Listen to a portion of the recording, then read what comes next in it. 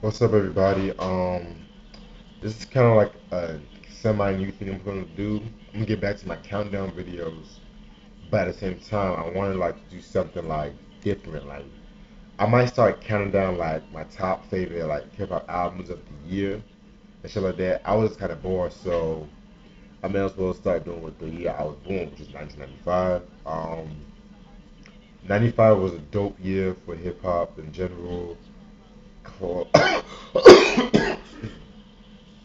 That's probably like my fifth favorite year in hip hop. A lot of classic albums came out of that time. A lot of dope new MCs came out of that time. Like, yeah, very dope year for hip hop. So let's get started. Um, Number 25. I recently did a review on this album a couple months ago. I liked it. His MC is no longer with us and stuff, but his legacy kind of lives on. He's like one ninth of the Wu-Tang Clan. It's Old Dirty Bastard with his debut album Return to the 36 Chambers, the dirty version. I recently did a review on this. I'm not gonna spend too much time on this one, but this is a dope album. Very funny. Is what you would expect from Old Dirty Bastard. The beats were dope. Like RZA, True Master, Fourth Disciple, they did their thing. Um, Favorite songs off the album, I would have to say like Shimmy Shimmy Ya, Brooklyn Zoo, Hipper to the Hopper, Rawhide with fucking Raekwon and Method Man. Very, very good album. Reason why I don't place it as high as the other Wu Tang albums you'll see was because at the same time, while I do like this album, there's certain songs I kind of got a little bored with, but it is what it is. I mean, no shade whatsoever. But yeah, number 24. This is the MC I don't think I've really talked about as much. Um, he dropped his debut. I believe his debut EP in '92, and a lot of people recognize him as one of the best when doing horrorcore. And it's Brother Lynch Hung, Season of the Sickness. I'm not really the biggest Brother Lynch Hug fan. I mean, I do like his music. Don't get me wrong, I love his music and shit. But like, reason why I'm not like a huge fan of because I never really like listened to the majority of his albums. Like, only albums I really listened to was Seasons of Sickness, Loaded, which I kind of do like the album a little bit more than Seasons of Sickness. Um, EBK4, and I heard some of 24 Deep. But yeah, Season of Sickness, that's like a hardcore classic. He's used like a lot of live instrumentation. Um, it's like has like dope songs like "Low to the Brain," "Rest in Piss," "Welcome to Your Death." Like fucking sick. Like this is an album you can only play at night. This is like one of those albums you can only play at night. Expect expect a review on this album. I'm gonna try to. I want to actually get the whole album to do a review on it. So, Brother Lynch on the Season of Sickness. Number 23. I talked about this album years ago. I call this like one of my favorite DITC albums. Although I'm not the biggest fan of his music today, this album will always be like his best album. I feel like he never really topped this one. Although his debut and his third one were close contenders, but it's Fat Joe's Jealous One's Envy, released in 19. Um, Fat Joe. Well, he changed the name to Fat Joe because his debut he was known as Fat Joe the Gangster. But yeah, this album is fucking amazing. Like as soon as you hear Bronx Tale, you should already know what you should expect. Like this album is dark, it's grimy. Like songs like "Shit Is Real," the Primo remix, because the original was on represent that and the original success.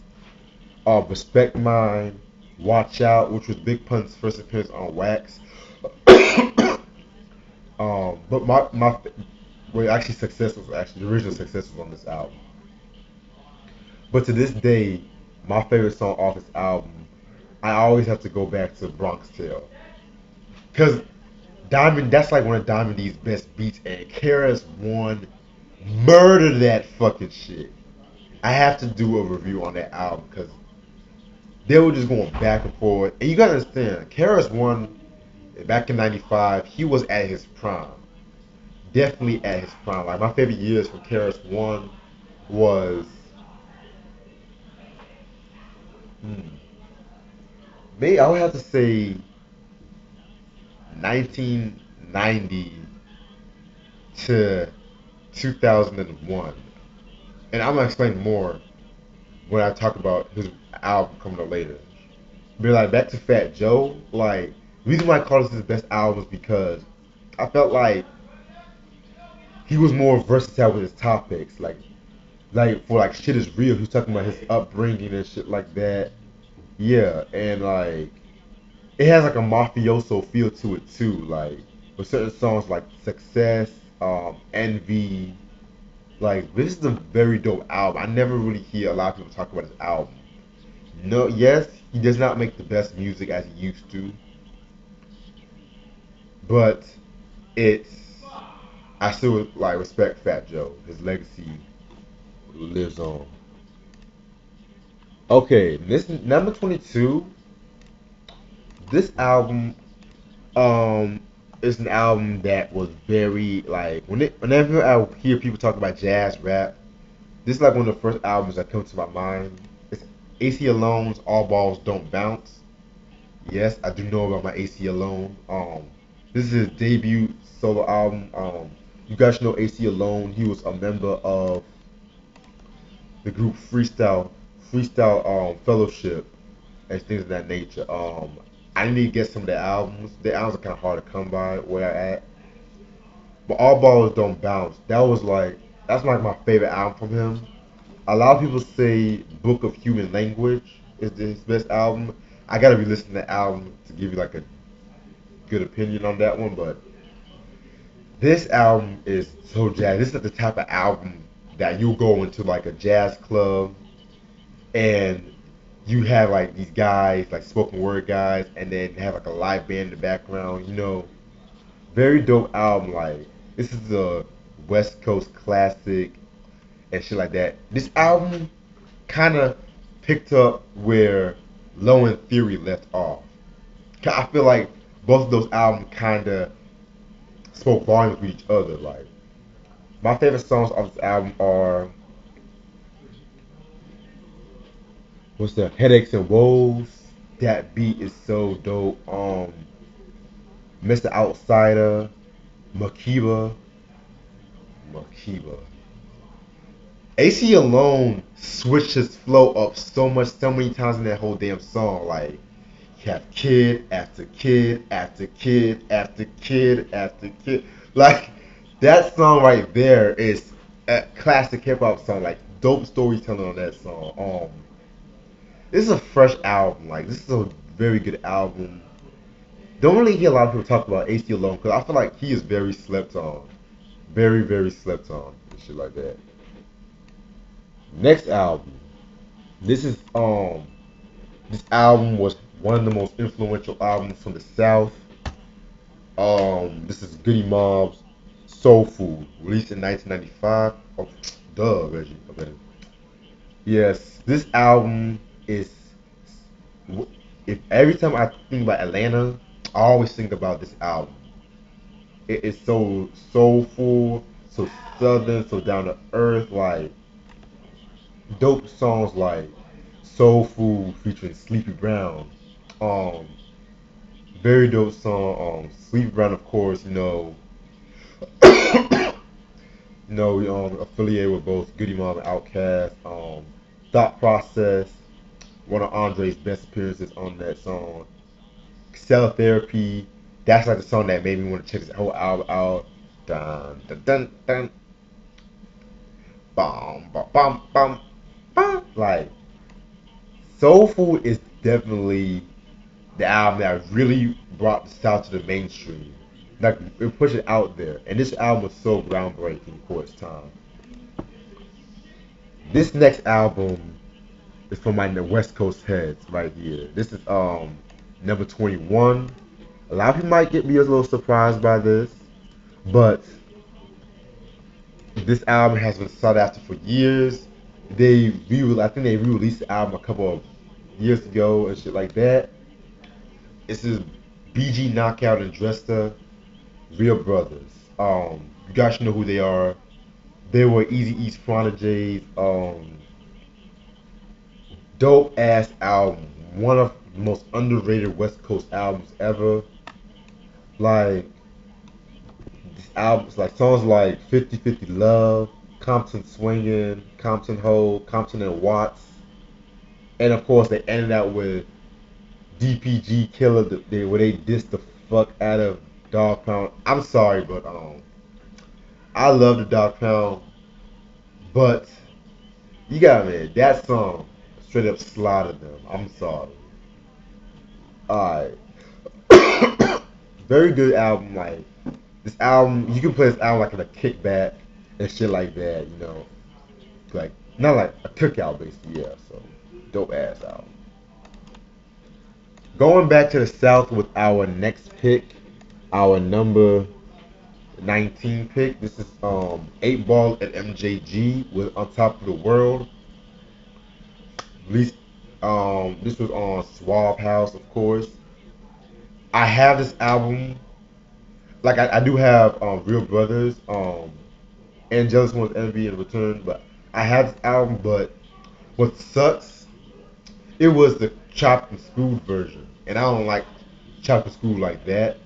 But at the same time, I was like, you know what? I'm glad I have this album. If I see the original copy, I'll get it, of course. So, A Ball and MJG, this is like their best album, next to their second one, in my opinion.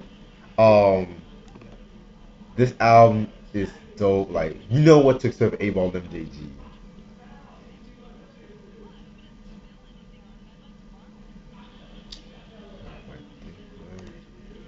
Like, out songs like Space Age Pimpin', which this song itself is mind blowing. Like that's like the song like if you with your girl, you about to do your thing, you gotta get right, you know what I'm saying? But yeah, I'm getting off topic. Friend or Foe with E40, Mac Mom, Big Mike, and Rodney Ellis. Big Mike, shout out to you, underrated MC right there. Like production was so dope. Like it had that like that late night cruising kind of production. And yeah, like 8 Ball and MJG. After in our lifetime, I kind of lost interest in their music, especially when they signed to Bad Boy. Like, ugh. But that's another story for a different day. This next pick, I kind of debated if I wanted to really put this album on the list. I do love the album, but I mostly love it for the production more than the lyricists. And it's kind of a controversial pick whenever people talk about best hip hop album, especially we're talking about Primo's best work. This is Group Home with Living Proof. Um, reason why this is a controversial pick because although I do love this album and it's like one of my favorite albums, especially from the Gangstar Foundation, I mostly love it for the beats more than the lyricism. Now, don't get me wrong. Lil Dap, he's dope on it. I know I like Lil Dap at times, but Nutcracker was yeah. But Primo put out some of his most experimental beats on this whole album. Like not just Primo, like Guru and Big Jazz. Like yes, the same Big Jazz, Jazzo, Jay Z's the guy that put Jay Z on. If you want to say it, yeah, that's another story for a different day. But yeah, like some of my favorite songs are serious rap shit. Guru straight up murdered that beat, like set the whole tone for that. 2000, the realness. Like Primo did his thing. Like my favorite years from Primo are 1992 to maybe 2002. Although he's dope, he's like my favorite hip hop producer. He's dope all the way.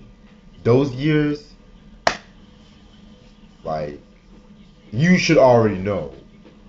All my fucking hip hop heads know about that era. Now this next pick is gonna be a little surprising, but I've always had love for this group, and I feel like this whole album was they went fucking dark with this whole album, if you want to say it. Poverty's Paradise by Naughty by Nature. My favorite album from them.